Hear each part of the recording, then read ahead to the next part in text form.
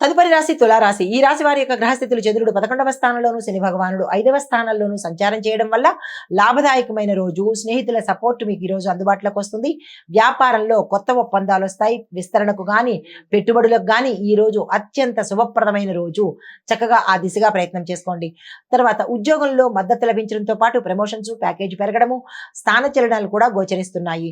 అయితే కుటుంబంలో ఆనందంగా ఉండబోతోంది. ఒక కీలకమైన వార్త మిమ్మల్ని సంతోషంగా ఉంచేలాగా చేస్తుంది. మీకు చెప్పదగిన పరిహారము, శనిదేవుడికి నువ్వులు అర్పించినట్టయితే, అంటే దానంగా ఇవ్వడం కానీ ఆలయంలో వదిలేయడం కానీ చేసినట్టయితే కనుక మంచి ఫలితాలు పొందుతారు. తదుపరి రాశి వృశ్చిక రాశి. ఈ రాశి వారి యొక్క గ్రహస్థితులు చంద్రుడు 10వ స్థానంలోను, కుజుడు 11వ స్థానంలోను సంచారం చేస్తున్నారు. ఈ సంచార ఫలితాలు ఉద్యోగస్తులకు గుర్తింపు రావడము, ప్యాకేజ్ పెరగడము, స్థాన చలనాలు, వేరే దేశానికి కానీ వేరే ప్రాంతానికి కానీ వెళ్లే అవకాశాలు ఎక్కువ కనబడుతున్నాయి. పై అధికారుల సహాయ సహకారాలు ఈ సమయంలో మీకు అందుబాటులోకి వస్తుంది. వ్యాపారంలో కొత్త అవకాశాలు, గౌరవం పెరుగుతుంది. తండ్రి ఆరోగ్యం మీద కానీ, మీ కుటుంబంలో ఎవరైనా పెద్దవాళ్ళు ఉంటే వాళ్ళ యొక్క ఆరోగ్యం మీద శ్రద్ధ పెట్టే ప్రయత్నం చేయండి.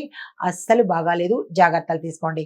అయితే మీకు చెప్పదగిన పరిహారము, సుబ్రహ్మణ్యేశ్వర స్వామి వారికి ఆలయ దర్శనం చేసుకోవడంతో పాటు స్వామివారికి పూజ చేయించుకున్నట్టయితే మీ పేరిట కానీ లేదా మీ ఇంట్లో ఎవరికైతే అనారోగ్యం ఉందో వారి పేరిట కానీ చేయించినట్టయితే సానుకూలమైన ఫలితాలు పొందుతారు. నమస్తే.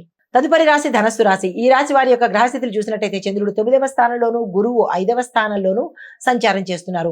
ఈ సంచార ఫలితాలు అదృష్టం బాగా కలిసి వస్తుంది. ధార్మిక ఆసక్తి పెరుగుతుంది. దాన ధర్మాల మీద ఇష్టత పెరగడంతో పాటు మంచి మంచి పనులు చేయాలన్న తలంపు ఈ రోజు కలుగుతుంది. యాత్రలు అనుకూలంగా ఉంటాయి. విద్యార్థులకు మంచి ఫలితాలు కనిపిస్తున్నాయి. ఉద్యోగస్తులకు స్థిరమైన ఆదాయంతో పాటు ఒక ప్యాకేజ్ కూడా పెరిగే అవకాశం కనబడుతోంది. అయితే కుటుంబపరంగా చూసినట్టయితే కనుక కుటుంబంలో అన్యోన్యమైన వాతావరణం కూడా గోచరిస్తోంది. మీకు చెప్పదగిన పరిహారము, గోమాతకు ఏదైనా వస్తువుని వస్తువు అంటే దానంగా ఇవ్వడం కానీ లేదంటే గోమాత పేరిట ఏదైనా ఒక అమౌంట్ ధనాన్ని కానీ ఇచ్చినట్టయితే మంచి ఫలితాలు పొందే అవకాశం కనబడుతోంది. మీ యథాశక్తి ఏది సులువో అది చేసుకోండి.